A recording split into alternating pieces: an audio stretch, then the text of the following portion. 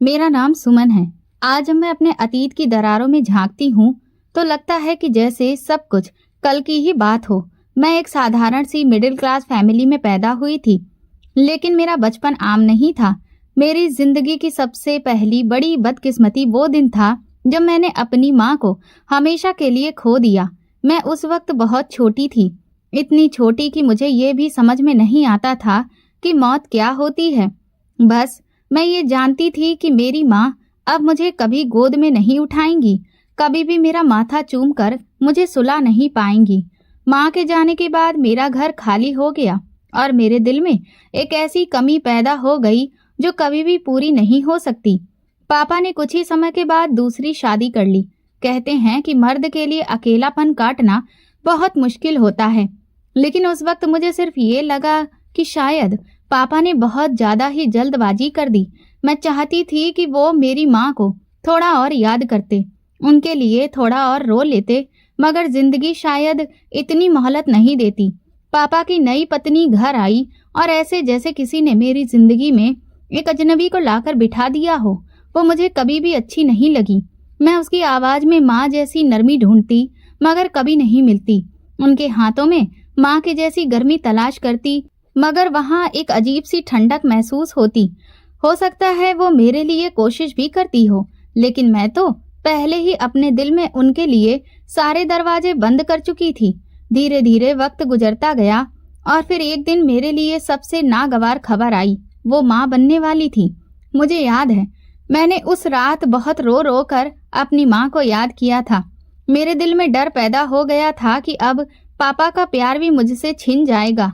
कुछ महीनों के बाद वो दिन भी आ गया जब घर में नन्हे मेहमान के रोने की आवाज गूंजने लगी थी। सारी फैमिली बहुत खुश थी, लेकिन मेरे लिए वो दिन खुशी का बिल्कुल भी नहीं था। सुमन आकर एक बार अपने भाई को तो देखो, पापा ने मुस्कुराकर कहा। मैं दरवाजे पर खड़ी रही, एक कदम भी आगे नहीं बढ़ी। ये मेरा भाई नहीं है, मैंने अपने दिल ही दिल में कहा। पापा के चेहरे की मुस्कुराहट एक लम्हे को रुकी, लेकिन उन्होंने कुछ भी नहीं कहा। वो चाहते थे कि मैं आगे बढ़कर उस नन्हे से वजूद को अपनी गोद में उठा लूं, मगर मेरे पैर जैसे जमीन से जुड़ गए थे। दिन गुजरते गए और विजय, जी हाँ, उसका नाम विजय रखा गया। वो चलना सीख गया, बोलना भी सीख गया और शायद प्यार बांटना भी। वो मेरे आगे पीछे घूमता रहता, कभी मेरे हाथों को पकड़ लेता तो कभी मेरी फ्रॉक का एक कोना पकड़कर खींचता और कभी कहता, दीदी चलो खेलते हैं ना। लेकिन मैं तो पत्थर की बनी हुई थी। तुम जाओ यहाँ से, अपनी माँ के पास जाओ। मैं अक्सर उसे झिड़क देती। वो एक पल के लिए उदास हो जाता और फिर अगले ही लम्हे हंसकर वापस आ जाता। एक दिन मैं कमरे में बैठी किताब पढ़ रही थी कि विजय अंदर आया। उसके हाथ में एक टॉफी थी, शायद किसी ने उसे दी थी। दीदी ये आपके लिए है। मैंने बिना देखे ही कहा कि मुझे नहीं चाहिए, तुम खा लो। उसने दोबारा से कहा, लेकिन ये बहुत मीठी है, आप खाओगी तो बहुत खुश हो जाओगी। मैंने किताब बंद की, उसकी तरफ देखा और कहा, मैं ऐसे ही खुश हूँ और मुझे ये नहीं चाहिए। उसने चुपचाप वो टॉफी अपनी जेब में डाल दी, मगर उसकी आंखों में एक सवाल था, शायद ये कि मैं उसे क्यों नहीं चाहती। वक्त के साथ साथ मेरी उससे दूरी बढ़ती गई। मैंने उसे कभी भी भाई की नजर से नहीं देखा।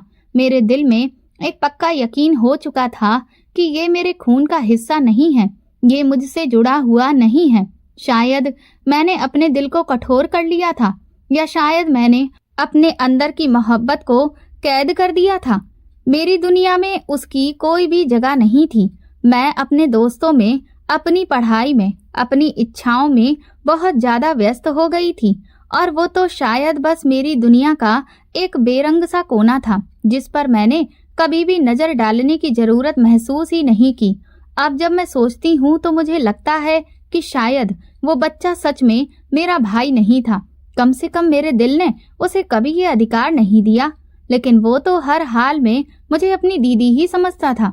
ये उसका प्यार था या उसकी मासूमियत, मैं आज भी ये फैसला नहीं कर पाती हूँ। मेरी जिंदगी का वो वक्त आ गया था जब मेरे लिए एक नया दरवाजा खुलने वाला था।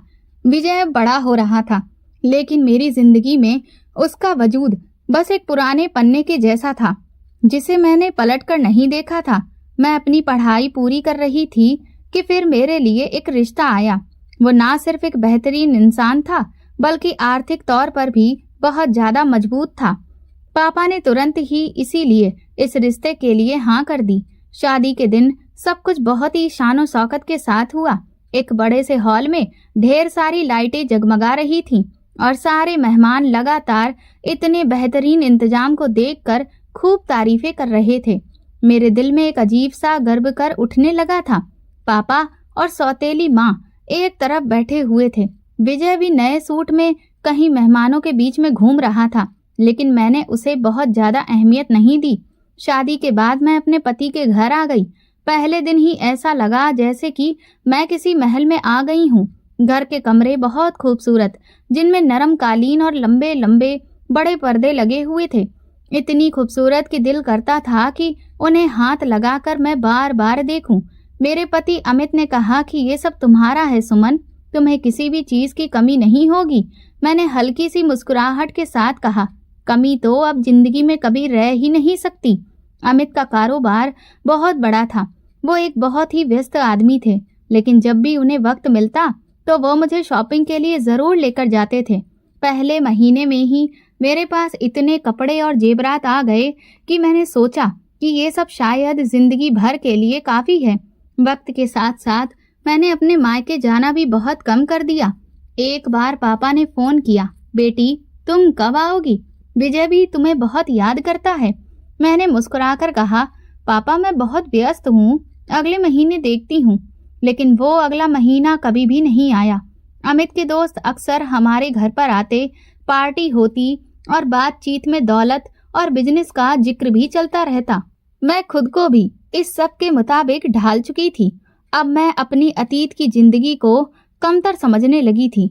मायके के बारे में सोचती तो बस यही लगता कि वहां पर सब कुछ आम है, साधारण है, और मेरे लिए वहां पर अब कोई भी रुतबे वाली बात है ही नहीं। यूं ही महीने सालों में बदल गए। मेरे 2 बच्चे हो गए। हर चीज अमित खुद को जिम्मेदारी से करता। मैं कभी भी ये नहीं सोचती थी कि जिंदगी के ये रंग कब तक रहेंगे। मायके से फोन आते तो बस फॉर्मेलिटी से भरी हुई बात होती। विजय का नाम कभी कभी जिक्र में आ जाता और मैं बिना मन के ही सुन लेती। फिर एक दिन खबर मिली कि विजय की शादी होने वाली है। पापा ने फोन पर कहा, बेटी तुम्हें शादी में जरूर आना होगा। बहन की हैसियत से तुम्हारी मौजूदगी बहुत जरूरी है। मैं थोड़ी हिचकिचाहट के बाद हाँ कर दी। शादी वाले दिन जब मैं बच्चों के साथ मायके पहुंची तो घर की हालत देखकर दिल ही दिल में मुझे हंसी आने लगी। साधारण सी सजावट, कुछ रंग बिरंगे बल्ब और आंगन में प्लास्टिक की कुर्सियां रखी हुई थीं। मैंने अपने आप से कहा, यही है इनकी तरक्की। मेरी सौतेली माँ दरवाजे पर खड़ी होकर मेहमानों का स्वागत कर रही थी। मुझे देखकर वो आगे बढ़ी। बेटी तुम आ गई? मैंने भी मुस्कुराकर कहा, जी आ गई। सोचा कि देख लूं आपके बेटे की शादी का सारा इंतजाम कैसा है। उन्होंने मेरी बात का मतलब शायद समझ लिया था, क्योंकि उनकी मुस्कुराहट एक लम्हे के लिए बिल्कुल मंद पड़ गई। शादी के प्रोग्राम में सब साधारण कपड़ों में थे और मैं भारी साड़ी और जेवरातों से लदी हुई चमक रही थी। औरतें मुझे देखकर एक दूसरे से कानों में धीमे धीमे बातें कर रही थीं। मैं जानती थी कि वो क्या कह रही होंगी कि शहर से आई बहन कितनी बदली हुई है। खाने के वक्त मैं आंगन में बैठी हुई थी कि सौतेली माँ पास आकर बोली, बेटी खाना खा लो, तुम्हारे लिए खास तरह के पकवान बनवाए हैं। मैंने हल्की सी मुस्कुराहट के साथ कहा, खास तरह के पकवान तो मैं रोज ही खाती रहती हूँ। आपको पता है हमारे यहाँ तो खाने में इतनी वैरायटी होती है कि ये सब मुझे बड़ा ही साधारण सा लगता है। मेरी बात सुनकर वो चुप हो गईं और मैंने महसूस किया कि मेरी बात उनके दिल पर लगी है, लेकिन मुझे कोई भी परवाह नहीं थी। मेरे लिए तो ये सब बस एक मौका था, ये दिखाने का कि मैं कहाँ से कहाँ पहुँच गई हूँ और वो कहाँ पर रह गई हैं। शादी के बाद जब मैं जाने लगी तो विजय मेरे पास आया। उसके चेहरे पर हल्की सी शर्मिंदगी और खुशी के मिले जुले भाव दिख रहे थे। दीदी थैंक यू जो आप आ गईं। मैं बस फॉर्मेलिटी से कहा, क्या करूं, आना ही पड़ा, बहन हूं। गाड़ी में बैठते हुए मैंने पीछे मुड़कर देखा। आंगन में बल्ब चमक रहे थे और लोग हंसी खुशी विदाई की तैयारी कर रहे थे, मगर मेरे दिल में एक अजीब सा एहसास था, दूरियों का, रूठने का या शायद घमंड का। मेरी जिंदगी में विजय के लिए बस इतनी जगह थी कि कभी कभार फोन आ जाए या कोई शादी ब्याह हो। बाकी वक्त तो मेरी दुनिया में ही, जहां दौलत, सुख सुविधाएं और शान शौकत का राज था। विजय की शादी को कुछ साल गुजर चुके थे। पापा की मौत की खबर आई तो दिल थोड़ा सा दुखी हुआ। मायके गई और सबसे अफसोस के साथ मिली और फिर वहां से वापस आ गई। मैं अपनी जिंदगी में फिर से इस कदर व्यस्त और निश्चिंत हो गई थी कि उसके बारे में शायद ही कभी सोचती थी। अमित का कारोबार अब और भी ज्यादा फैल चुका था और हमारे घर में हर वक्त कुछ न कुछ चलता रहता था। बच्चे स्कूल जाते, शाम को ट्यूटर आता और फिर कभी दोस्तों के साथ पार्टी, कभी शॉपिंग, कभी किसी शादी में शामिल होना। मैं एक व्यस्त और भरपूर जिंदगी गुजार रही थी। मेरे 4 बच्चे थे, 2 बेटे और 2 बेटियां। सबके लिए अलग अलग कमरों में रंग बिरंगे खिलौने, महंगे कपड़े और वो सबसे अच्छे स्कूल में जा रहे थे। सुबह नाश्ते पर अमित कहता, बच्चों के लिए नया कंप्यूटर ले लेते हैं, आजकल तो हर चीज ऑनलाइन होती है। और मैं तुरंत कहती हाँ, और साथ में उनके लिए नया स्टडी टेबल भी। पिछले साल वाले का डिजाइन अब काफी पुराना लगता है। इस सब के बिल्कुल विपरीत विजय की जिंदगी तो कहीं और ही थी। वो शहर के कॉलेज में क्लर्क की नौकरी करता था। उसकी आमदनी इतनी थी कि महीने के आखिर में बड़ी मुश्किल से गुजारा होता। उसके 2 बच्चे थे, एक बेटा और एक बेटी। मैंने कभी उनके स्कूल या पढ़ाई के बारे में कुछ भी नहीं पूछा, लेकिन सुनने में आया था कि वो गवर्नमेंट स्कूल में पढ़ते हैं। कभी कभार किसी प्रोग्राम में उनसे मुलाकात हो जाती तो वो साधारण सी शर्ट और पैंट पहने हुए हल्की सी मुस्कुराहट के साथ आता और मेरा हाल चाल पूछता। एक बार मैंने मजाक में कहा, विजय, तुम्हें भी अपने कपड़ों पर थोड़ा सा ध्यान देना चाहिए। देखो यहाँ पर सब लोग कैसे अच्छे से तैयार होकर आते हैं। वो मुस्कुराकर कहता, दीदी, काम से फुर्सत मिले तो कभी कपड़ों पर ध्यान दूं। मैं बस उसकी बात पर हंस देती और फिर बात बदल देती। मेरी दुनिया और उसकी दुनिया में जमीन आसमान का फर्क था। मैं शॉपिंग मॉल में महंगे ब्रांड के बैग्स खरीदती और वो शायद अपनी तनख्वाह का हिसाब लगाकर सोचता कि घर का राशन पूरा हो पाएगा या नहीं। मैं अक्सर सोचती, ये कौन सा मेरा सगा भाई है, मैं क्यों इसकी फिक्र करूं। मेरे लिए वो बस एक सौतेला रिश्ता था और बस वक्त गुजरता रहा और हमारे बीच दूरियां बढ़ती ही जा रही थीं। मैंने कभी भी ये कोशिश नहीं की कि उसके हालात बदलने में मैं कोई मदद करूं और उसने भी कभी कोई शिकायत नहीं की। शायद उसे मेरी फितरत का अच्छे से पता था। फिर एक दिन मैं घर में बैठी हुई बच्चों के साथ खेल रही थी कि तभी फोन की घंटी बजी। नंबर पहचान में नहीं आ रहा था। कॉल उठाई तो एक गंभीर सी आवाज में एक औरत बोली, नमस्ते, आप विजय की बहन बोल रही हैं? मैंने चौंक कर कहा, जी, क्या हुआ? उनकी आवाज भारी हो गई। मैडम, विजय का एक्सीडेंट हो गया है और अब वो नहीं रहे। मेरे हाथ से फोन फिसलते फिसलते बचा। मैं कुछ लम्हे के लिए खामोश हो गई। उस औरत ने फिर कहा, हम अस्पताल में हैं, आप आ सकती हैं तो आ जाइए। मैंने बस हाँ कहा और फिर फोन बंद कर दिया। अमित कमरे में आए और बोले, क्या हुआ? मैंने धीरे से कहा, विजय मर गया है। कमरे में एक अजीब सी खामोशी छा गई। मेरे मन में बस वो आखिरी मुलाकात घूम रही थी जब वो बोला था कि कभी घर आ जाना, बच्चे खुश हो जाएंगे, और मैंने टाल दिया था। अमित ने कहा, चलो तैयारी करो, हमें जाना होगा। मैंने धीरे से सर हिलाया, लेकिन दिल में यह एहसास नहीं था कि मैं अपना सगा भाई खो चुकी हूँ, क्योंकि मैंने उसे कभी सगा माना ही नहीं था। अमित ने गाड़ी निकाली, बच्चे भी साथ में थे। रास्ते में मैंने धीरे से कहा, देखो, हम वहां पर ज्यादा देर नहीं रुकेंगे, बस थोड़ा सा बैठकर आ जाएंगे। लोग देख लेंगे कि हाँ, हम आए थे। अमित ने गहरी सांस ली, लेकिन कुछ नहीं बोले। जब हम विजय के घर पहुंचे तो आंगन में लोग जमा थे। औरतें एक तरफ, मर्द दूसरी तरफ। रोने धोने की आवाजें आ रही थीं। मैं अंदर कदम रखी तो कुछ औरतें उठकर खड़ी हो गईं। किसी ने कहा, अरे, बहन आ गई है। कोई बोला, भगवान हिम्मत दे, बहन भाई का रिश्ता बहुत ही अनमोल होता है। मैंने आंखों में हल्का सा पानी लाकर सर झुका लिया, जैसे कि बहुत बड़े सदमे में हूँ। सौतेली माँ एक कोने में बैठी हुई थी, आंखें लाल, चेहरा सफेद पड़ा। मुझे देखते ही धीमी आवाज में बोली, बेटी, भगवान हम सबको हिम्मत दे। मैंने हाँ में सर हिलाया और उसके पास बैठ गई।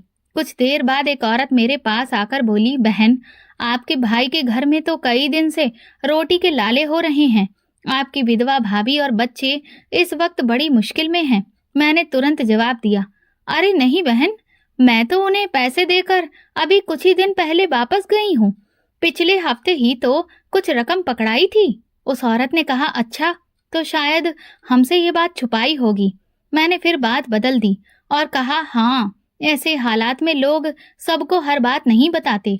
मेरे ये शब्द सिर्फ झूठे थे। सच्चाई ये थी कि मैंने विजय के घर को महीनों से देखा तक नहीं था और किसी भी माली मदद का तो सवाल ही पैदा नहीं होता था। लेकिन वहां बैठे हुए मैं ये जताना चाहती थी कि मैंने अपने बहन होने का फर्ज बहुत अच्छे से निभाया है। कुछ वक्त गुजारने के बाद मैं बच्चों को लेकर वापस आ गई। रास्ते में अमित ने कहा, सुमन, तुम्हें पता है उनके हालात बहुत खराब हैं। मैंने कंधे उचकाकर कहा, हाँ, लेकिन मैंने उन्हें कुछ पैसे दिए थे। अब इससे ज्यादा और कुछ करना मेरे बस में नहीं है। अगले दिन सुबह का वक्त था। मैं नाश्ते की तैयारी में लगी हुई थी कि तभी दरवाजे पर हल्की सी दस्तक हुई। नौकर को आवाज दी, देखो कौन आया है। कुछ पलों के बाद नौकर आया, बोला, मैडम, बाहर एक बच्चा खड़ा है, कहता है कि आपसे मिलना चाहता है। मैं बाहर गई तो देखा विजय का बेटा रुद्र खड़ा हुआ था। उसका चेहरा पीला, कपड़े पुराने और मिट्टी में सने हुए थे। हाथों में एक छोटा सा बैग था जो खाली लग रहा था। बुआ, उसने धीमी आवाज में कहा, हमें खाने के लिए कुछ दे दीजिए, बहुत भूख लगी है। मैंने हैरत से पूछा, तुमने अभी तक नाश्ता नहीं किया? उसने सर झुकाकर कहा, कल भी नहीं किया था, माँ के पास कुछ भी नहीं है। मैं कुछ देर खामोश रही, फिर अंदर जाकर किचन में पड़ा हुआ बचा कुचा खाना इकट्ठा किया। प्लेटों में बची रोटियों के टुकड़े, थोड़ी सी सब्जी और कुछ सूखी सब्जी, सब कुछ एक बैग में डाला और उसके हाथ में पकड़ा दिया। ये ले जाओ और अब बार बार यहाँ मत आना। मैं तुम्हें घर दे चुकी हूँ ना, जिसमें मेरा भी हिस्सा था। बस भगवान का शुक्र मनाओ। मेरी आवाज में बहुत ही सख्ती थी। वो बस बैग को देख रहा था, जैसे ये भी उसके लिए किसी खजाने से कम नहीं है। मैंने कहा, जाओ और सीधे घर जाना। वो सर हिलाकर चल पड़ा। मैं दरवाजे पर खड़ी उसे देखती रही। उसके छोटे कदम धीरे धीरे गली में आगे बढ़ रहे थे और मेरे मन में बस एक ख्याल था कि ये सब कहीं उसकी आदत ना बन जाए। दोपहर को मैंने ये पूरी बात अमित को सुनाई तो उसने कहा, कम से कम कुछ अच्छा खाने के लिए ही दे देती, वो बच्चे हैं। मैंने जवाब दिया, अगर आज दे दूं तो कल फिर से आ जाएंगे। मैं उनकी आदत खराब नहीं करना चाहती। अमित ने खामोशी ओढ़ ली, मगर मैं जानती थी कि वो मेरी सोच से वास्ता नहीं रखता था। लेकिन मेरे लिए ये सब सिर्फ एक बार का मामला नहीं था। मैं चाहती थी कि मेरा घर किसी के लिए दान देने वाला ठिकाना न बने। उसी शाम जब मैं मार्केट जाने के लिए तैयार हो रही थी तो दरवाजे के पास खड़ी नौकरानी ने कहा, मैडम जी, वही बच्चा फिर से आया है। मैंने उससे कह दिया कि आप इस वक्त घर पर नहीं हैं, तो फिर वो चला गया। मैंने हल्की सी मुस्कुराहट के साथ कहा, ठीक किया तुमने। मैंने ये भी नहीं सोचा कि शायद वो बच्चा सच में भूखा था या उसकी माँ की हालत और भी ज्यादा खराब हो चुकी थी। मेरे लिए ये सब एक मामूली सा वाकया था जिसे मैं भूलना चाहती थी, लेकिन शायद ये वो लम्हा था जो आने वाले वक्त में मेरी जिंदगी का रुख बदल देना था। वो अगली सुबह फिर से आ गया। चेहरा वही पीला, कपड़े वही पुराने, मगर आंखों में उम्मीद की एक हल्की सी चमक। मैंने दरवाजा खोला तो वो सीधा बोला, बुआ जी, हमें फिर से खाने के लिए कुछ दे दीजिए। मैंने अपने माथे पर बल डाले। कल ही तो दिया था ना, अब तुम रोज रोज आओगे? उसने धीमी आवाज में कहा, कल का तो सारा खाना खा लिया, बहुत दिन बाद पेट भरकर खाया था। मैं किचन में गई और फिर से प्लेट में बचा हुआ खाना इकट्ठा किया। सब कुछ एक प्लास्टिक के बैग में डाला और बाहर जाकर उसके हाथ में पकड़ा दिया। ये ले जाओ और सुनो, बार बार यहाँ पर मत आना, कोई अच्छी बात नहीं है, समझ गए ना तुम? उसने मेरी आंखों में देखकर सर हिलाया और धीरे से बोला, थैंक यू बुआ, आज मेरी बहन भी पेट भरकर खाएगी। ये कहकर वो मुड़कर चल पड़ा और मैं दरवाजे पर खड़ी देखती रही। मैंने सोचा, ये तो अपनी आदत बना लेगा और रोज आ जाएगा, फिर लोगों को क्या लगेगा कि मैं उनकी परवरिश कर रही हूँ। दोपहर को जब मैं लॉन में बैठी चाय पी रही थी तो नौकरानी बोली, मैडम जी, वो बच्चा बहुत खुश था। रास्ते में सबको दिखा रहा था कि मेरी बुआ ने मुझे खाना दिया है। मैंने हल्की सी मुस्कुराहट के साथ कहा, हाँ, खुशी में लोग अक्सर भूल जाते हैं कि ये कब तक चलेगा। अगले दिन फिर से दस्तक हुई। मैंने जानबूझकर दरवाजे पर देर से गई। सामने वही बच्चा था, हाथ में खाली कटोरी। अगर आज भी आप कुछ खाने को दे देती तो। माँ ने भी कुछ नहीं खाया है। मैंने झुंझलाकर कहा, देखो, मैं कोई होटल नहीं चला रही हूँ जो तुम जब चाहे यहाँ पर आ जाओ। फिर मैं किचन से एक सूखी रोटी और थोड़े से बचे हुए चावल निकाले और उसके हाथ में पकड़ा दिए। ये ले जाओ और बस, अब रोज मत आना। वो सर झुकाकर बोला, भगवान आपको खुश रखे, और चला गया। ये अब रोज का बन गया। वो कभी 2 दिन बाद तो कभी 3 दिन बाद आ जाता।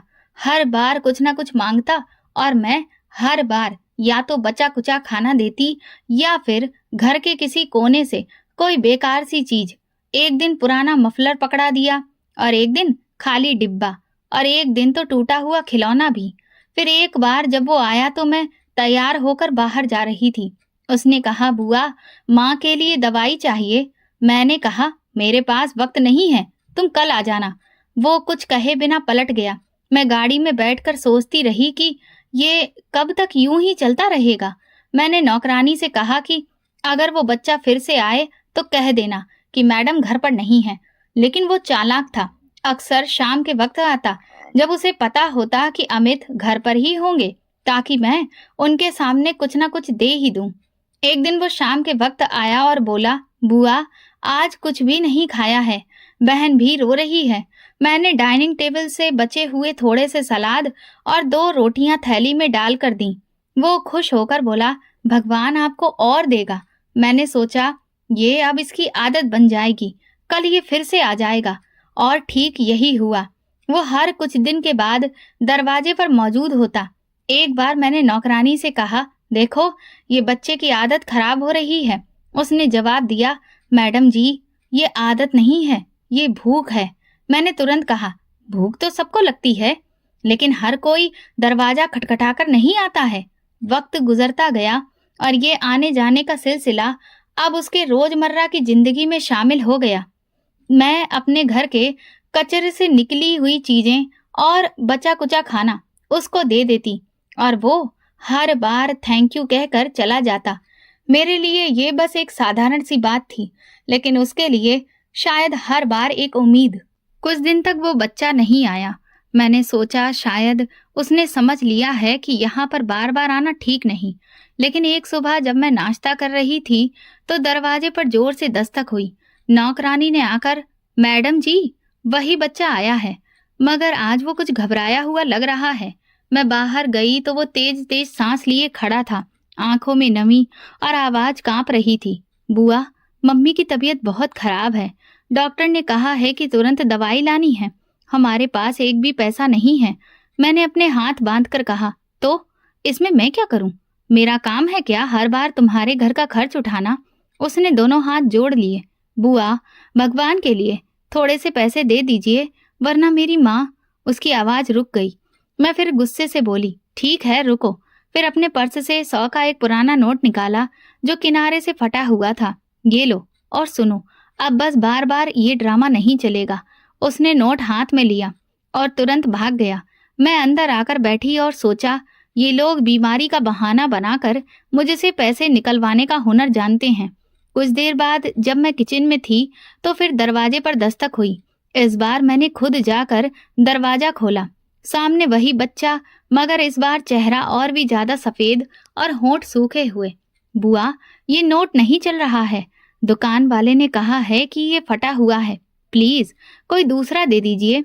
मैं उसके हाथ से नोट छीन कर कहा, तो क्या मैंने तुम्हारे घर का खर्च उठाने का ठेका लिया हुआ है? तुम्हें शर्म नहीं आती बार बार यहाँ पर आकर मांगते हुए? उसने कुछ कहने की कोशिश की, मगर मैंने जोर से कहा, चुप हो जा, और फिर एक जोरदार थप्पड़ उसके गाल पर जड़ दिया। वो बेचारा पीछे हट गया। आंखों में आंसू आ गए, लेकिन उसने कुछ भी नहीं कहा।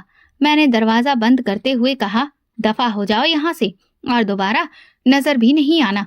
नौकरानी कोने में खड़ी ये सब कुछ देख रही थी। धीरे धीरे बोली, मैडम जी, वो बच्चा बहुत मजबूर लग रहा था। मैंने हाथ के इशारे से उसे खामोश कर दिया। मुझे किसी के ड्रामे पर यकीन नहीं। शाम को जब अमित घर आया तो नौकरानी ने उसे सारी बात बता दी। अमित ने मुझसे कहा, सुमन, तुमने उसे थप्पड़ मार दिया। तुम्हें पता भी है कि वो किस हाल में आया था? मैंने कहा, हाँ, मारा। ये सब पैसे निकलवाने के तरीके होते हैं। अमित ने मायूसी से सिर हिलाया। कभी कभी इंसान को दूसरों की मजबूरी के बारे में भी सोचना चाहिए। अगले दिन वो बच्चा नहीं आया, दूसरे दिन भी नहीं। तीसरे दिन दोपहर को नौकरानी ने कहा, मैडम जी, मोहल्ले में सुनने में आया है कि उसकी माँ की हालत और ज्यादा बिगड़ गई है। कोई डॉक्टर भी नहीं बुला पाया। मैंने बस इतना कहा, जो होगा सो होगा, ये तो सब किस्मत का खेल है। अगली सुबह मैं नाश्ते की टेबल पर बैठी थी कि दरवाजे पर हल्की सी दस्तक हुई। नौकरानी जाकर देखी और तुरंत वापस आकर बोली, मैडम जी, मोहल्ले में रहने वाली मौसी आई हैं, कुछ जरूरी बात करनी है। मैंने सर हिलाकर कहा, उन्हें अंदर भेज दो। मौसी कमरे में आई और चेहरे पर गंभीरता थी। बैठते ही बोली, तुमको पता है ना कि विजय की पत्नी की तबीयत खराब थी? मैंने कहा, हाँ, मैंने सुना तो था। वो गहरी सांस लेकर बोली, आज सुबह ही उसका देहांत हो गया। मैं बस इतना कहा, भगवान सब ठीक करे, और फिर चाय का कप उठा लिया। मौसी ने कहा, बेचारी के पास इलाज के लिए पैसे भी नहीं थे। 2 दिन से बच्चों के साथ भूखे पेट ही सो रही थी। मैंने फॉर्मेलिटी भर हमदर्दी के साथ 10 बातें कहीं और फिर बात बदल दी। मौसी चली गई और मैंने अमित को फोन किया। हाँ सुनो, वो विजय की पत्नी का देहांत हो गया है, शाम को उनके घर चलेंगे। अमित ने कहा, ठीक है, लेकिन देखो, ये बच्चे अब बिल्कुल अकेले हो गए हैं, उनका कोई भी सहारा नहीं है। मैंने जवाब दिया, भगवान खुद ही उन्हें सहारा देगा, इसमें भला हम क्या कर सकते हैं। शाम को हम उन लोगों के घर गए। घर में खामोशी पसरी हुई थी और कोने में दोनों छोटे बच्चे बैठे थे। विजय का बेटा रुद्र और उसकी बहन, दोनों की आंखें रो रो कर सूज गई थीं। मैंने बस सर पर हाथ फेरा और कहा, सब्र करो ना। उन्हें गले लगाकर कोई दिलासा ना दिया और ना कोई और बात कही। वहां बैठी औरतें आपस में बातें कर रही थीं। बेचारे बच्चों का ना बाप रहा, ना माँ और ना दादी। अब ये दोनों कहाँ जाएंगे? कोई करीबी रिश्तेदार भी नहीं है जो इन्हें संभाल ले। किसी ने कहा, बहन है ना, वो सब कुछ कर लेगी, उनकी परवरिश भी। मैंने ये सुनकर नजर दूसरी तरफ फेर ली, जैसे कि मैंने कुछ सुना ही नहीं हो। इसके बाद हम घर वापस आ गए। रास्ते में अमित ने कहा, मैं देख रहा हूँ, सब लोग तुम्हारी तरफ ही देख रहे थे, जैसे कि उम्मीद लगा रखी हो कि तुम ही बच्चों को रख लोगी। मैंने तुरंत कहा, मेरी अपनी जिम्मेदारियां और काम है। 4 बच्चों की माँ हूँ मैं, दूसरों के बच्चों को संभालना मेरे लिए मुमकिन नहीं है। अगले 2 दिन तक मोहल्ले में तरह तरह की बातें होती रहीं। कभी कोई फोन करता तो कभी कोई आकर बच्चों का हाल सुनाते, लेकिन मैं बस फॉर्मेलिटी से भरी हमदर्दी दिखा देती थी। न दिल में दुख था, न कोई फिक्र। मेरे लिए वो दोनों बस विजय के बच्चे थे, और विजय, जैसा कि मैं हमेशा कहती आई, मेरा सगा भाई नहीं था। तीसरे दिन शाम को अमित ने आकर कहा, सुनने में आया है कि वो दोनों बच्चे आज सुबह से मोहल्ले में कहीं नजर नहीं आए। मैंने चौंक कर कहा, कहाँ गए होंगे? अमित ने कंधे उचकाकर कहा, पता नहीं, शायद किसी रिश्तेदार के पास भेज दिए गए हों। कुछ देर बाद मोहल्ले की एक औरत आई। वो सीधा बैठक में आकर बोली, बहन, आपने सुना? विजय का बेटा और बेटी दोनों गायब हैं। सुबह किसी ने देखा था कि वो गली के कोने पर खड़े थे, उसके बाद पता नहीं कहाँ गए। मैंने कहा, होगा कोई जानने वाला, ले गया होगा। औरत बोली, जानने वाला होता तो किसी को बताकर ले जाता, ये तो बस अचानक से गायब हो गए हैं। मैंने सिर हिला दिया और कहा, हो सकता है कि किसी अनाथालय में कोई उन्हें छोड़ आया हो। वो औरत चली गई तो अमित ने कहा, सुमन, तुम्हें ये बात हल्के में नहीं लेनी चाहिए। 2 अनाथ बच्चे अचानक से लापता हो गए हैं, ये गंभीर बात है। मैंने कहा, तो इसमें मैं क्या कर सकती हूँ? उनके लिए पुलिस में रिपोर्ट करवा दूं और फिर सब मेरी जिम्मेदारी डाल देंगे। उस रात खाने की टेबल पर भी यही बहस चलती रही। मेरे बड़े बेटे ने कहा, माँ, वो बच्चा अच्छा था, कभी कभी हमारे लिए मिठाई ले आता था, वो कहाँ चला गया? मैंने कहा, बेटा, उसकी फिक्र मत करो, वो जहाँ भी होगा ठीक होगा। अंदर कहीं न कहीं ये ख्याल जरूर आ रहा था कि शायद वो दोनों मुश्किल में हों, लेकिन मैंने तुरंत अपने दिल को समझा लिया कि ये सब मेरी पहुंच से बाहर है। मेरा काम अपने घर को संभालना है, ना कि दूसरों के बोझ को उठाना। अगली सुबह तक मोहल्ले में ये खबर फैल गई थी। कुछ लोग कह रहे थे कि वो शहर से बाहर किसी के साथ गए हैं। कुछ का ख्याल था कि शायद किसी शुभ चिंतक ने उन्हें अपने साथ रहने के लिए बुला लिया है। लेकिन सच क्या था, ये कोई भी नहीं जानता था। मैंने इस सब पर भी कोई खास ध्यान नहीं दिया और अपने मामलों में व्यस्त रही, जैसे कि ये सब मेरा मसला ही ना हो। लेकिन ये बात खत्म नहीं हुई थी, बल्कि ये तो उस कहानी के एक और मोड़ की शुरुआत थी। उन बच्चों के गायब होने के कुछ ही महीने बाद मेरी जिंदगी ने ऐसा मोड़ लिया, इसके बारे में मैंने कभी सपने में भी नहीं सोचा था। अमित के बिजनेस में अचानक से गिरावट आ गई। पहले तो मैं इन सब चीजों को मामूली समझ रही थी, मगर धीरे धीरे हालात बिगड़ने लगे। एक के बाद एक उनके ऑर्डर कैंसिल हो रहे थे और जो पेमेंट थे वो भी रुक गए। कर्ज देने वाले लोग ऑफिस के बाहर आकर खड़े रहने लगे। अमित घर आकर अक्सर खामोश रहते। एक रात मैंने कहा, क्या हुआ है, आप इतने खामोश क्यों रहते हो?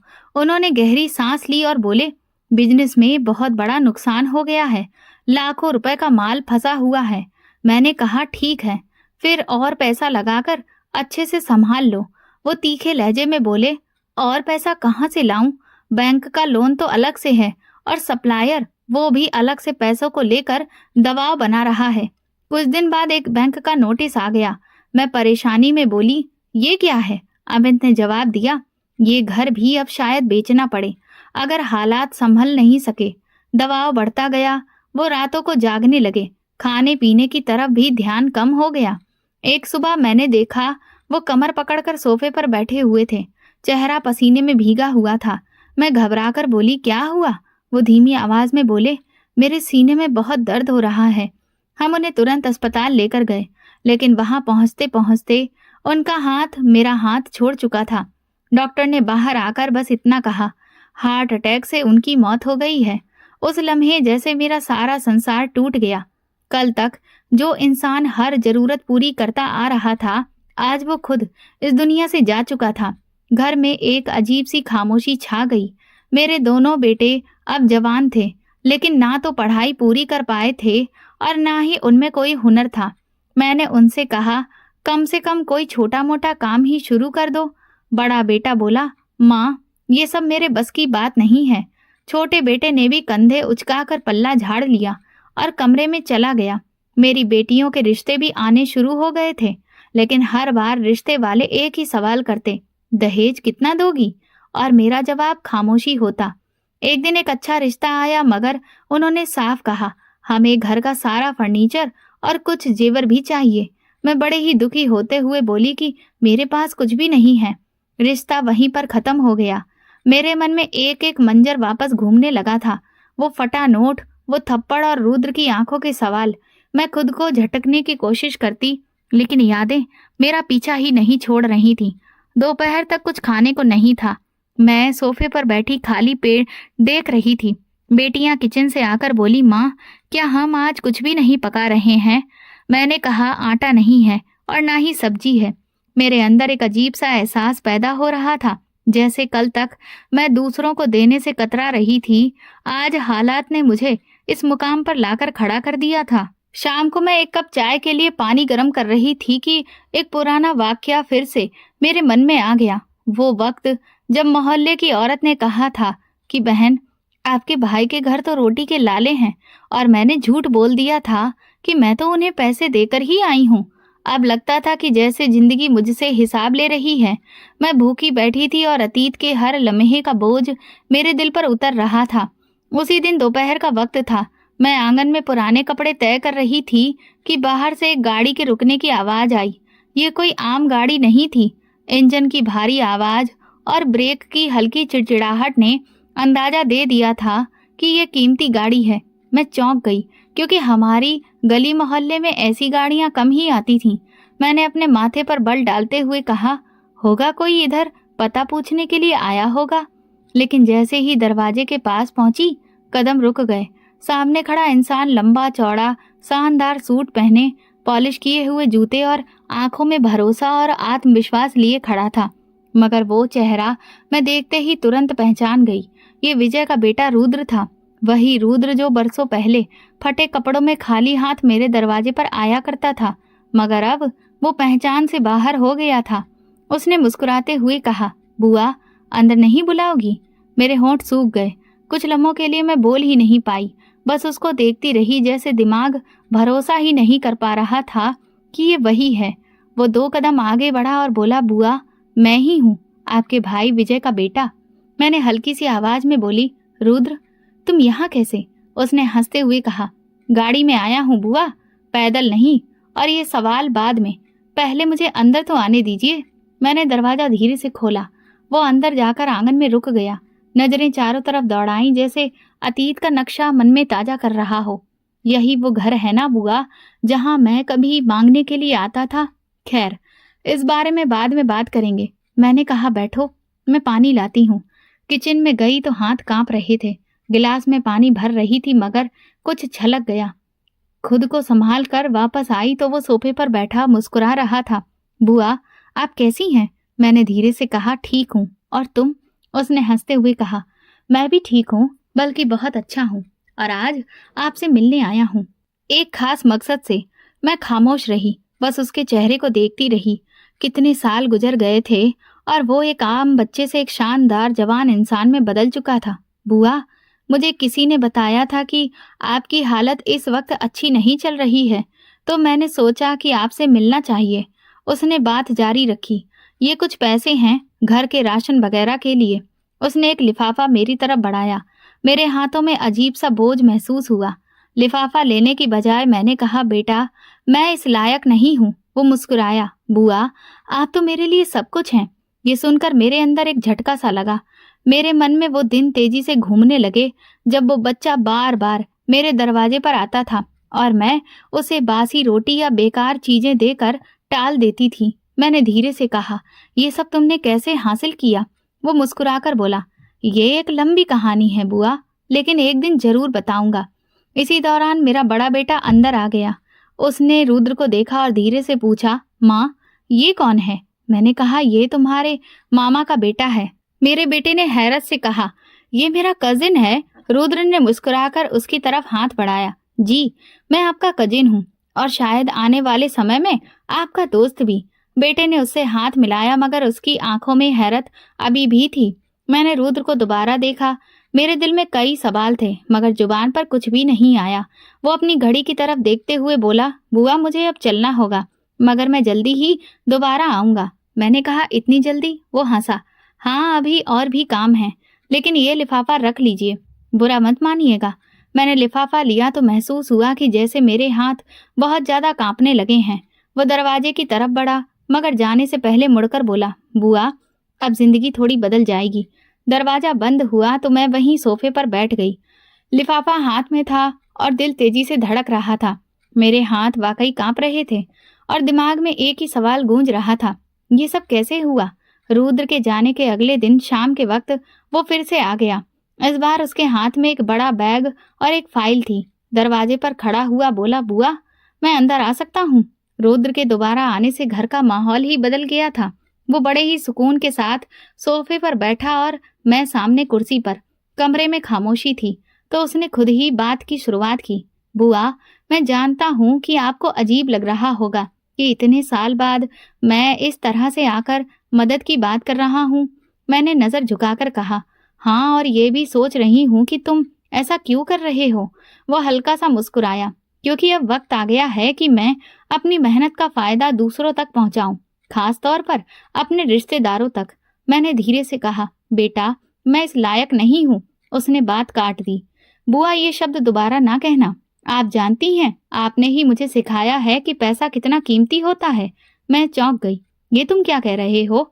वो बोला, जी हाँ, जब मैं आपके दरवाजे पर आता था और आप कभी मुझे बासी खाना, कभी बेकार चीजें देती थी, तब मैं सोचता था कि अगर मेरे पास पैसा होता तो मैं अपनी माँ और अपनी बहन और खुद को इस हालत में कभी नहीं देखता। मेरे होंठ सूख गए, मगर मैंने पूछा, तुमने ये सब याद रखा? उसने सर हिलाया, याद रखा, लेकिन नफरत के लिए नहीं, बल्कि सबक के लिए।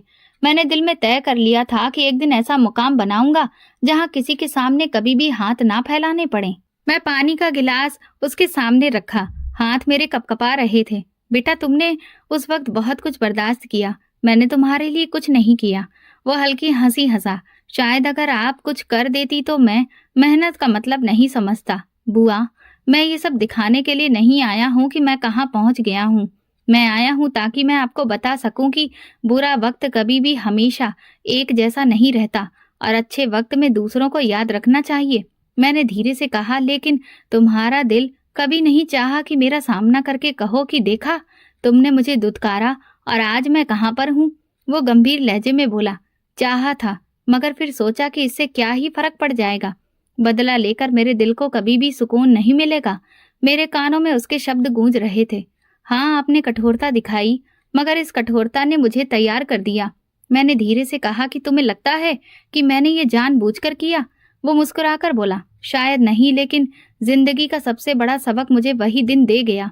इस दौरान मेरी छोटी बेटी ट्रे में चाय ले आई। रुद्र ने चाय का कप लिया और बोला, बुआ, मैं आपके लिए कुछ इंतजाम करना चाहता हूँ।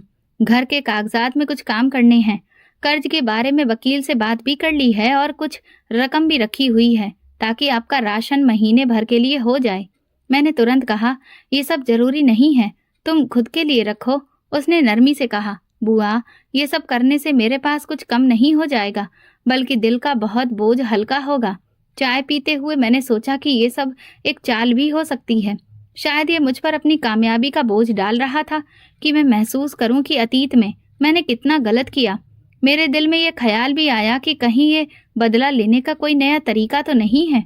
वो कुर्सी से उठा और फाइल मेज पर रखते हुए बोला, मैं कल दोबारा आऊंगा ताकि हम बाकी कागजात देख लें। मैंने उसके जाने से पहले कहा, बेटा, क्या तुम सच में ये सब दिल से कर रहे हो? उसने मेरी आंखों में देखकर कहा, जी, दिल से। वो बाहर गया, गाड़ी में बैठा और चला गया। मैं दरवाजे पर खड़ी देर तक देखती रही। घर के अंदर जाकर मैंने लिफाफा खोला। इसमें इतनी रकम थी कि कई महीनों का खर्च निकल सकता था।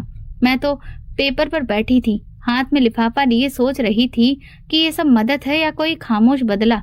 मेरे दिल में सुकून भी था और एक अजीब सा डर भी, जैसे आने वाले दिनों में कोई बड़ी बात होने वाली हो। मेरे हाथ दोबारा कांपने लगे। बाहर गली में गाड़ी का शोर दूर होता जा रहा था और कमरे में अजीब सी खामोशी भर गई। इस खामोशी में अतीत के वो सारे लम्हे लौट आए जब मैंने दरवाजा बंद करके एक बच्चे को वापस भेजा था। अगले दिन शाम के करीब रुद्र फिर आ गया। इस बार उसके हाथ में कोई कागज या बैग नहीं था, सिर्फ एक सुकून से भरा चेहरा और हल्की मुस्कुराहट थी। दरवाजे पर खड़े हुए उसने कहा कि आज कुछ जरूरी बात करनी है। मैंने अंदर आने का इशारा किया। वो सोफे पर बैठ गया और सीधा मेरी आंखों में देखते हुए बोला, आप जानती हैं मैं आपसे मिलने क्यों आया था? मैंने नजर झुका ली। शायद इसलिए कि तुम दिल का बहुत हल्का बोझ करना चाहते थे, या फिर बदला लेने के लिए? वो मुस्कुराकर सिर हिलाने लगा। नहीं, बदला नहीं। बदला लेने से सिर्फ दिल काले होते हैं, और मैं तो कुछ और ही सोच कर आया था। मैंने सवालिया नजर से देखा। उसने धीरे से कहा, मेरी माँ जब बीमार थी तो अक्सर कहती थी, बेटा, अगर तुमने कभी अपनी बुआ के साथ वैसा ही किया जैसा उसने तुम्हारे साथ किया है तो फिर तुम दोनों में फर्क नहीं रहेगा। मेरा दिल ये सुनते ही जोर से धड़क उठा। वो बात जारी रखे हुए था, मम्मी का देहांत हो चुका है, लेकिन मैं अक्सर सपने में उन्हें देखा करता था। वो कहती थी कि बेटा, नफरत का जवाब मोहब्बत से ही देना, बुराई का जवाब बुराई से नहीं बल्कि अच्छाई से देना। मैंने गहरी सांस ली। तो तुम्हें मुझसे कोई शिकायत नहीं? वो हल्के से हंसा। शिकायत थी, लेकिन अब नहीं, क्योंकि वक्त ने सिखाया कि रिश्ते सिर्फ खून के नहीं होते, दिल के भी होते हैं। मेरे होंठ कपकपाने लगे। मैंने कहा कि मैं तुम्हें उस वक्त पहचान तक नहीं पाई, तुम्हें ठुकराया, तुम्हारी मदद नहीं की। उसने नरमी से कहा, उस वक्त आपका दिल शायद बंद था, लेकिन आज मैं चाहता हूँ कि वो खुल जाए। मैंने दोनों हाथ जोड़कर कहा, बेटा, मुझे माफ कर दो, मैं बहुत शर्मिंदा हूँ। वो तुरंत उठा, मेरे पास आया और दोनों हाथों से मेरे हाथ पकड़कर बोला, बुआ, मैंने दिल से आपको माफ कर दिया। मेरी आंखों से आंसू बहने लगे। उसने कहा कि मैंने ये भी तय किया है कि अब आपके घर में कभी भी रोटी के लाले नहीं होंगे। मैंने चौंक कर कहा, वो कैसे? वो मुस्कुराकर बोला, क्योंकि बुआ, आपका यह बेटा अब डिप्टी कमिश्नर है। मेरे दिमाग में जैसे एक जोरदार झटका लगा। मैं अविश्वास से बोली, डिप्टी कमिश्नर? वो हंसकर बोला, जी हाँ, और मेरे पास जो कुछ भी है वो सब मैंने अपनी मेहनत से ही हासिल किया है। मैंने धीरे से कहा, तो तुम मेरी मदद करोगे? वो मजबूत लहजे में बोला, ये मदद नहीं, अधिकार है, रिश्ते का अधिकार। मैं शर्मिंदा होते हुए बोली, बेटा, तुम्हारी माँ अगर आज जिंदा होती तो शायद वो मुझसे बात तक नहीं करती। वो बोला, नहीं बुआ, वो कहती कि तुमने आखिरकार अपना दिल बड़ा किया। कमरे में खामोशी छा गई। मैं बार बार उसके चेहरे को देखती रही। उसकी आंखों में कोई घमंड नहीं था, बस एक सुकून और नरम एहसास था। उसने कहा कि मैं चाहता हूँ कि आप आज के बाद अतीत को पीछे छोड़ दें। मैंने कहा कि मैं कोशिश करूंगी बेटा। वो उठकर जाने लगा, लेकिन जाते जाते बोला, याद रखिए, रिश्ते यहाँ होते हैं। उसने अपने सीने की तरफ इशारा किया, और जब दिल में जगह दे दी जाए तो सब कुछ बदल जाता है। मैं दरवाजे पर खड़ी उसे जाते देखती रही। उसकी गाड़ी गली से निकल गई, मगर उसके शब्द मेरे दिल में गूंज रहे थे। अब आपके घर में कभी रोटी के लाले नहीं होंगे। अगले दिन रुद्र सुबह ही आ गया। उसके हाथ में 2 कप कॉफी थी। दरवाजे पर खड़े हुए बोला, बुआ, आज आपको अपनी कहानी सुनाने आया हूँ। मैंने कहा, कहानी? वो हंसकर बोला, जी, ताकि आपको पता चले कि माँ की मौत के बाद हम कहाँ गए और कैसे यहाँ तक पहुँचे। हम दोनों सोफे पर बैठ गए। उसने धीरे धीरे बात शुरू की। बुआ, माँ के देहांत के बाद मैं और मेरी बहन गली में बैठे रो रहे थे। ना तो खाने के लिए कुछ भी था और ना रहने के लिए जगह। उसी वक्त एक बुजुर्ग आए, साधारण कपड़ों में, चेहरे पर अजीब सी चमक थी। उन्होंने पूछा, बेटा, तुम दोनों यहाँ पर क्यों बैठे हो? मैंने बताया कि हम अनाथ हो गए हैं और हमारा कोई सहारा नहीं है। मैं खामोशी से सुनती रही। वो हमें फिर अपने घर पर लेकर गए। उनके कोई बच्चे नहीं थे। उन्होंने कहा, आज से तुम दोनों ही मेरे बच्चे हो। बुआ, उन्होंने हमें ऐसा प्यार दिया जैसा कि माँ बाप भी नहीं देते। स्कूल में हमारा एडमिशन करवाया, अच्छी पढ़ाई लिखाई कराई, खाना दिया, कपड़े, हर बेहतरीन चीज दी। मैंने धीरे से कहा, और तुमने मेहनत भी की होगी? वो हंसकर बोला, जी बुआ, मैं दिन रात मेहनत करता रहा। मैंने माँ से भी वादा किया कि एक दिन मैं कामयाब होकर दिखाऊंगा। उसने आगे बताया कि मैट्रिक में मेरे अच्छे नंबर आए, फिर आगे हर एग्जाम में मेरी पोजीशन आती रही। वो बुजुर्ग हमेशा कहते कि बेटा, मेहनत करके तुम इस देश के बहुत बड़े अधिकारी बनोगे। मैंने फिर यूपीएससी का एग्जाम दिया और भगवान की कृपा से पहले ही कोशिश में पास हो गया, और इसके बाद प्रमोशन होकर डिप्टी कमिश्नर बना। मैंने अचानक से कहा, बेटा, ये सब सुनकर दिल खुश हो गया, लेकिन मुझे शर्मिंदगी भी हो रही है। वो बोला, शर्मिंदा ना हो। आपकी कठोरता ना होती तो इस सफर में मेरा साथ देने वाला कोई ना होता। मैंने धीरे से कहा, और फिर तुम मेरे पास वापस आए? उसने मुस्कुराकर कहा, हाँ, क्योंकि मैंने खुद से वादा किया था कि आपको माफ करूंगा और आपकी हालत बेहतर बनाऊंगा। वो अचानक उठा और मेरे पास आकर बोला, आपको माफ किया? फिर उसने मुझे गले लगा लिया। मेरी आंखों से आंसू बहने लगे। कुछ देर बाद वो बैठकर बोला, मैंने एक और फैसला भी किया है। मैंने पूछा, क्या फैसला? वो गंभीरता से बोला कि मैं आपकी बेटी की शादी अपने अधिकारी दोस्त के साथ करना चाहता हूँ। मैंने चौंक कर बोली, मेरी बेटी, और वो भी तुम्हारे अधिकारी दोस्त के साथ? लेकिन बेटा, वो तो इतनी पढ़ी लिखी भी नहीं है। वो मुस्कुराकर बोला, बुआ, पढ़ाई ही सब कुछ नहीं होती। वो भी इस दुनिया में मेरी तरह ही अकेला है। उसे एक ऐसा घर चाहिए जहाँ रिश्ता दिल का हो, ना कि सिर्फ कागजों पर। उसे एक सीधी सादी लड़की की ही तलाश है। इसके बाद तो कुछ भी कहने के लिए बाकी ही नहीं था। कुछ ही दिनों में शादी हो गई। बिल्कुल साधारण सा प्रोग्राम, लेकिन जिसमें इज्जत और प्यार भरा हुआ था। मेरी बेटी ने अपनी नई जिंदगी में जल्दी ही खुद को ढाल लिया था, और रुद्र के दोस्त ने उसकी हर खुशी को सर आंखों पर रखा। मेरी बेटी की शादी करवाने के बाद रुद्र ने एक और कदम उठाया। उसने मेरे दोनों बेटों का इलाज करवाया। बड़ा बेटा काफी समय से डिप्रेशन में था और छोटे बेटे को एक पुरानी बीमारी थी। रुद्र ने बेहतरीन डॉक्टर से इलाज करवाया, दवाइयाँ, रूटीन चेकअप, सबका बंदोबस्त खुद किया। एक दिन मैंने कहा, बेटा, तुम ये सब क्यों कर रहे हो? वो बोला, क्योंकि अब आप सिर्फ मेरी बुआ ही नहीं बल्कि मेरी माँ भी हैं। वक्त गुजरता गया और घर की हालत बेहतर हो गई। रोटी के लाले अब खत्म हो गए थे। बच्चों की पढ़ाई और इलाज का इंतजाम हो गया, और सबसे बढ़कर घर में सुकून आ गया। लेकिन एक बात आज भी थी, मैं उसकी आंखों में सीधे नजर नहीं डाल पाती थी। जब भी वो बात करता, मैं अपनी नजर झुका लेती। दिल कहता ये सब उसकी बदौलत है और मेरी कमी। एक दिन वो मेरे पास बैठा और बोला, आप अभी भी नजरें क्यों झुका लेती हैं? मैंने धीरे से कहा, क्योंकि ये रिश्ता दिल का है और दिल के रिश्ते में शर्मिंदगी और प्यार दोनों साथ रहते हैं। वो हंसकर बोला, शर्मिंदगी को निकाल दीजिए और प्यार को रखिए। उस दिन मुझे लगा जैसे दिल का बहुत बोझ हल्का हो गया हो। रात को मैं अकेली बैठी थी, सामने भगवान थे और आंखों में आंसू और दिल में एक अजीब सा सुकून। अतीत के सारे जख्म शायद कभी भी पूरी तरह से भर न सकें, मगर आज मेरा दिल सुकून से भरा था ये रिश्ता जो कभी नफरत और दूरियों से भरा था, अब प्यार और कुर्बानी में बदल गया है। इंसान की सच्चाई बदला लेने में नहीं बल्कि माफ करने में है और दूसरों की जिंदगी संवारने में है। रिश्ते खून से नहीं बल्कि दिल से जुड़ते हैं और दिल से जुड़े रिश्ते हमेशा कायम रहते हैं। दोस्तों, आप किस शहर से हमारी ये कहानी सुन रहे हैं, कमेंट में बताएं। अगर आपको हमारी कहानी पसंद आई हो तो कमेंट करके ज़रूर बताएं। वीडियो को लाइक करें और ज़्यादा से ज़्यादा शेयर करें। अगर आप चैनल पर नए हैं तो सब्सक्राइब जरूर करें और नोटिफिकेशन बेल दबाएं ताकि अगली अपडेट सबसे पहले आपको मिले। धन्यवाद।